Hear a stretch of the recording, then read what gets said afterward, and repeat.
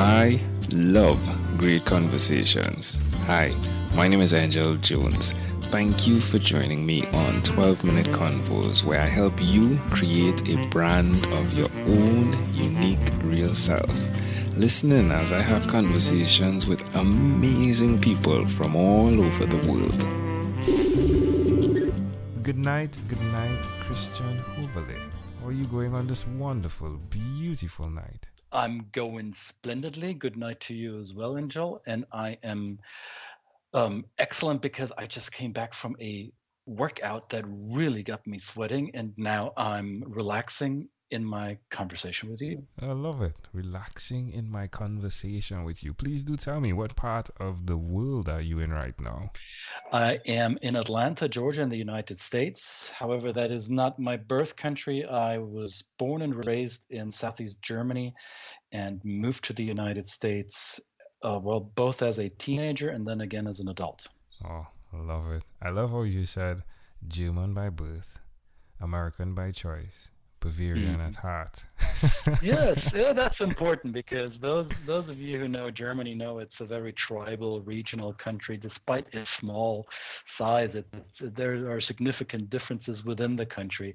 And my tribe is that of the Bavarians, and I'm staunchly proud of it. So it's the lederhosen and all the cliches that you may have around it, and Oktoberfest and whatnot. That's where I'm from.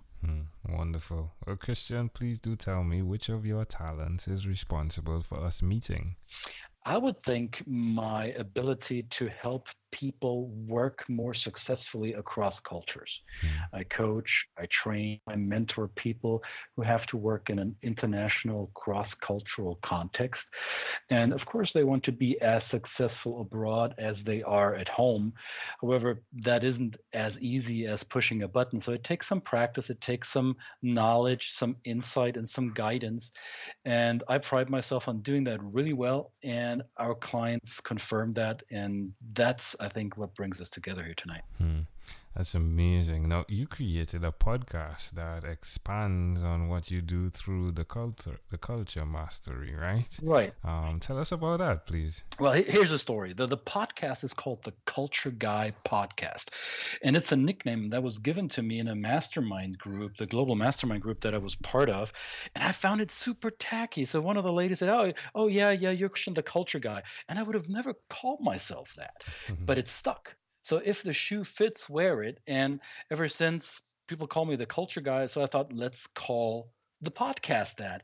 And from that, actually, it morphed into renaming my business. My business used to be called something else, and I renamed it and rebranded it into the Culture Mastery.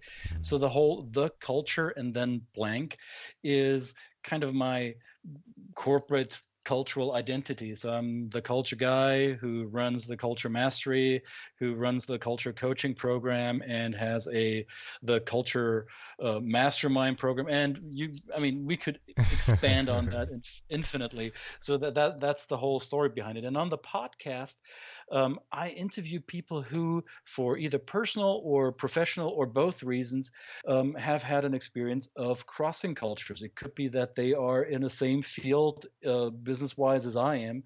It could be people that just fell in love with someone from another culture and moved for that reason, or were sent overseas for their employers.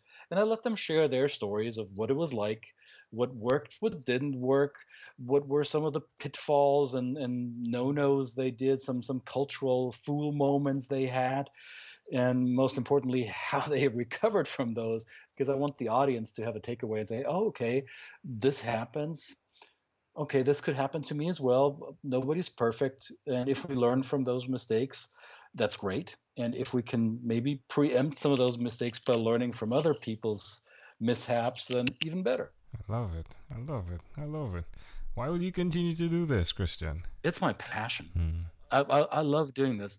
Here's the thing. I'm German, right? So I'm a German of a certain generation. I was born in 1970. When I was born, we were still in our system, in our society, culture, and school world. We were still taught to feel ashamed for the horrendous crimes that our grandfathers' generations committed during the Holocaust. So for me, as a German of my generation, I feel I have an obligation to help cultures understand each other better.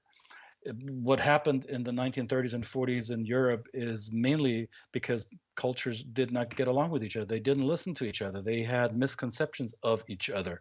And if my work can be a little change to that paradigm, then my job is done. So I feel it as an obligation. So I don't only do this for the business, I do it because I burn for it. It's my part of fixing the world, if you will. What's the best place for us to go to find out more of all you do, Christian? Well, first of all, it would be the website. It's theculturemastery.com, where we have a blog. And you also find the podcast archives. That's probably the best way. And of course, you can always check out my social media. I'm basically on not on all of them, but some of the relevant platforms, be it LinkedIn, Twitter, Facebook, Instagram. Those will be probably the platforms that I use most. That's the best way to interact. Well, tell me one other thing that you've done consistently over the last 3 years, please.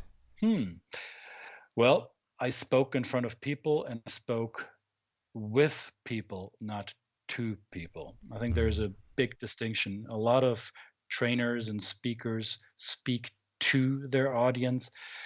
I make it a point to speak with my audience. And I think that's what I've been doing consistently for the past decade. How does it make you feel? Connected.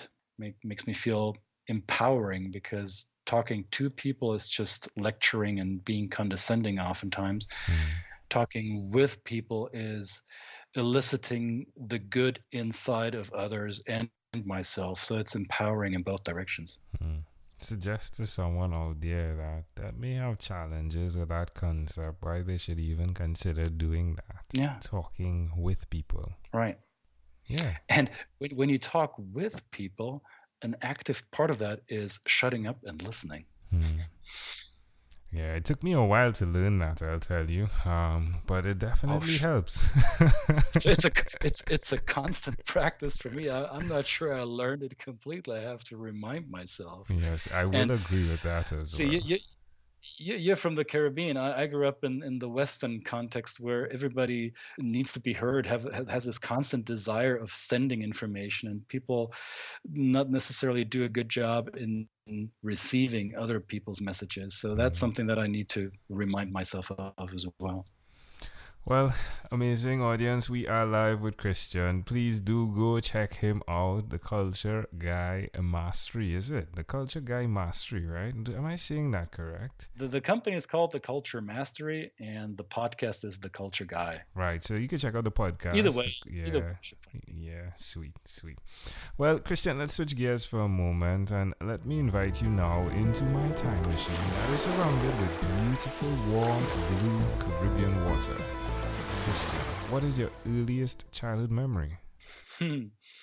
Well, it's the Caribbean water that I see in front of my eyes, which brings me automatically to the mountaintops of the Alps. Couldn't be a bigger contrast.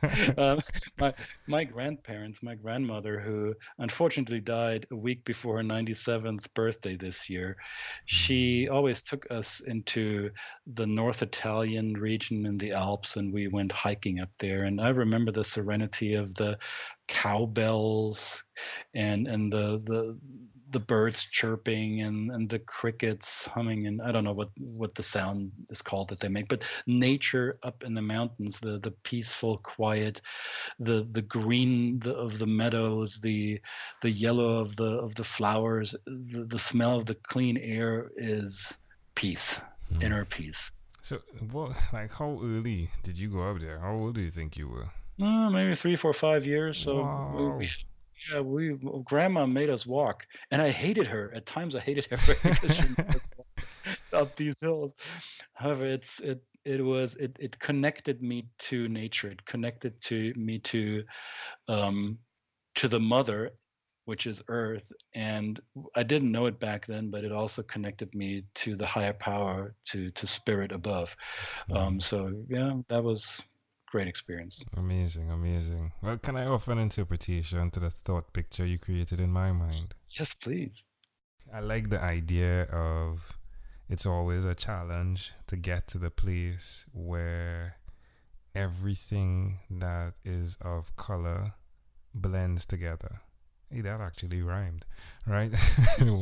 This is lovely. Yeah, you said you got up there, and the colors that were there, right, as well as the songs, but the colors that were there. It's pretty fascinating that you're working around that now, culture mastery. But added to that, even in getting there, the air is a bit thin up there, isn't it?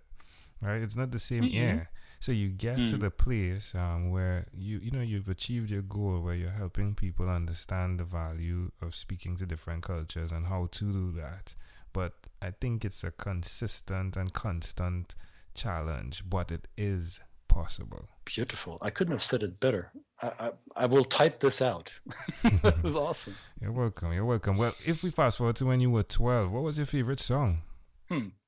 One would be, and this is super cliche, would be Nena 99 Red Balloons, or in its German original 99 Luftballons, which was also a big hit in the United States. I'm not sure if it was a hit in the Caribbean.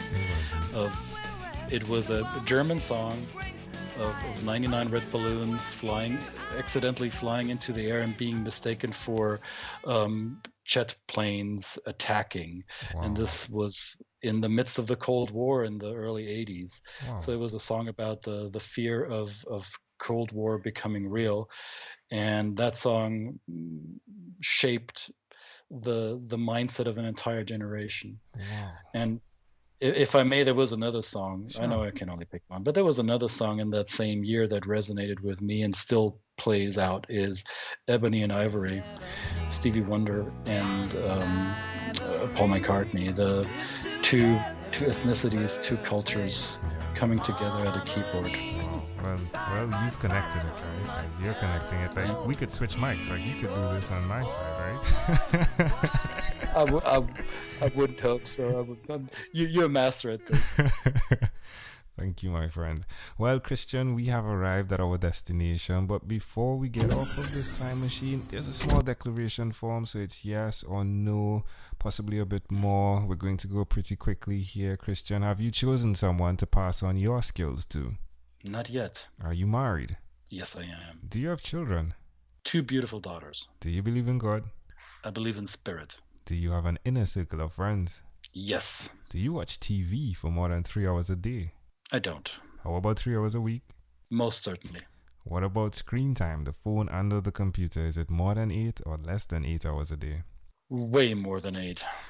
Christian, after having 1,001 conversations in 3 months, I came up with a workbook that's called Yours, and it stands for Your Own Unique Real Self. Connected to that is your own unique real statement, your mission. If you had to share with us your own unique real statement, a statement that represents Christian, what would that be? Trust your process. Love it. Trust that it will be all right. Love it. Christian, this was a great pleasure. Before you leave, is there anything else you'd like to share with our amazing audience? Well, first of all, I would like to say thank you for having me on. It was a true pleasure and honor. I feel tickled. This came very unexpectedly, so thank you. And I would encourage your audience to keep listening and to keep exploring. I already told you how you can find me. If you find value in what I do, I'd love to have this conversation with you. And other than that, greetings to beautiful Trinidad and Tobago. Love it. Christian, this was a great pleasure. Thank you for being on 12-Minute Convos with Angel Jones. Thank you.